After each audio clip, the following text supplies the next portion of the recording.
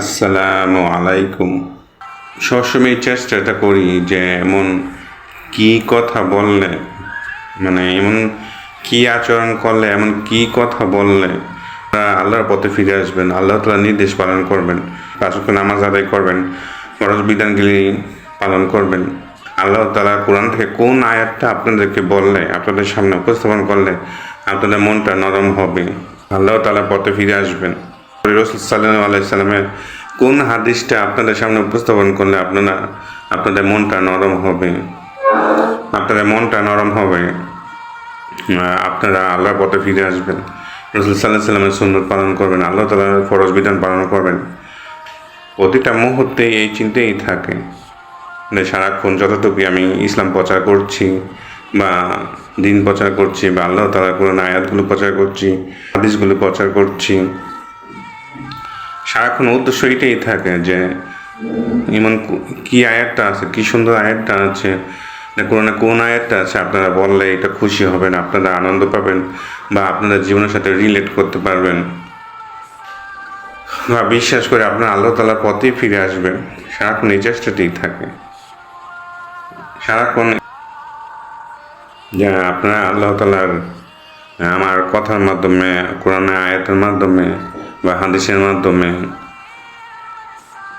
আল্লাহ তাআলা আপনাদের হিদায়াত দান করুক, এটা সবসময় চেষ্টা করি।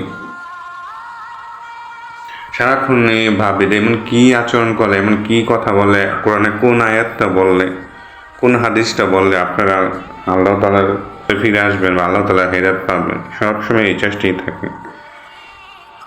আপনারা ভিডিও দেখেন, লাইক করেন, কমেন্ট করেন, আপনারা দেখেন ভিউজ হয়, কিন্তু যতটা ভিউজ হয় অনুযায়ী তো কেউ আমলও করে না, কেউ চিন্তাও করে না, শুধু শুনে ওর মধ্যে সীমাবদ্ধ রেখে দেয়। কেউ নিজের জীবনে সেটা অ্যাপ্লাই করারও চেষ্টা করে না।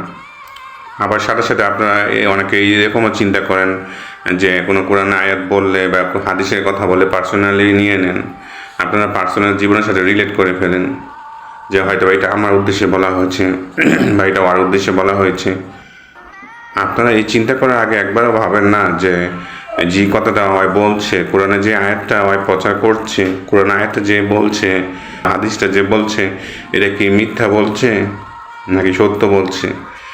এই কথাগুলো কি আল্লাহ তাআলা বলেছে বা রাসূল সাল্লাল্লাহু আলাইহি সাল্লাম কি ওনার জীবনে এটা বলেছে? এটা কখনো আপনারা যাচাই করেন না যে যে যা বলছে হয়তো আল্লাহ তাআলার পক্ষ থেকে আল্লাহ তাআলার আয়াতগুলো প্রচার করছে আপনাদের কল্যাণে। যে কথাটা বলছে কথাটা তো বানিয়ে বলছে না, বা আমি যে কথাগুলো বলছি এটা তো আমি বানিয়ে বলছি না, কোরআন আয়াতগুলোই বলছি, রাসূল সাল্লাল্লাহু আলাইহি ওয়াসাল্লাম হাদিসগুলো তো আমি বানিয়ে বলছি না, রাসূল সাল্লাল্লাহু আলাইহি ওয়াসাল্লাম হাদিসগুলোই বলছি। যখন হাদিস প্রচার করবো কখন এইটা যদি আপনার জীবনের সাথে রিলেট হয়ে যায়, কখনো আপনারা মনক্ষুণ্ণ হবেন না বা মনে কষ্ট পাবেন না। একটু আপনারা চিন্তা করবেন যে আপনার বিরুদ্ধে গিয়ে আমরা বলে কী লাভ হবে। শুধু এই জন্যই বলা হচ্ছে, আল্লাহ তাআলা বলছে ভালো কাজে আদেশ করো, খারাপ কাজে নিষেধ করো, আমাদের পুরানো আয়াতগুলো প্রচার করো, হাদিসগুলো প্রচার করো, এই জন্যই প্রচার করা হচ্ছে।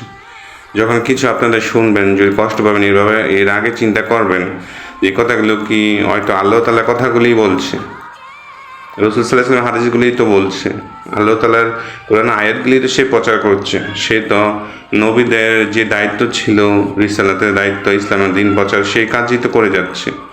তো এর মাঝে অদোষ দিয়ে কী লাভ? সে তো আল্লাহ তাআলা যা বলেছে, রাসূল সাল্লাল্লাহু আলাইহি ওয়াসাল্লাম যা বলছে তাই প্রচার করছে। আপনার জীবনে ব্যক্তিগতভাবে তা রিলেট করবেন না, আপনার চিন্তা করবেন এটা কি আপনার জীবনের জন্য উপকার বয়ে আনছে না ক্ষতিকে হচ্ছে। আর যে যা বলা হচ্ছে তা যদি আপনি পালন করেন বা তা থেকে যদি আপনি বিরত থাকেন, আপনারই তো কল্যাণ হবে, দুনিয়াতে হবে, ইহকাল হবে, পরকালও হবে। তো আপনার যে কথাগুলো আপনাদের মনে হবে যে আপনাদের সম্মুখে বলা হচ্ছে তা চিন্তা না করে চিন্তা করবেন এটা আল্লাহ তাআলার কথা, রাসূল সাল্লাল্লাহু আলাইহি ওয়াসাল্লামের কথা। আর আল্লাহ তাআলা কোরআনের কথা সমগ্র মানুষের জন্য, নির্দিষ্ট কিছু মানুষের জন্য না, সমগ্র বিশ্বের জন্য আল্লাহ তাআলা যখন কোরআনটা নাজিল হয়েছে একদম কিয়ামতের আগ পর্যন্ত সমগ্র মানুষের জন্য কোরআন নাজিল হয়েছে, নির্দিষ্ট কিছু মানুষের জন্য নয়।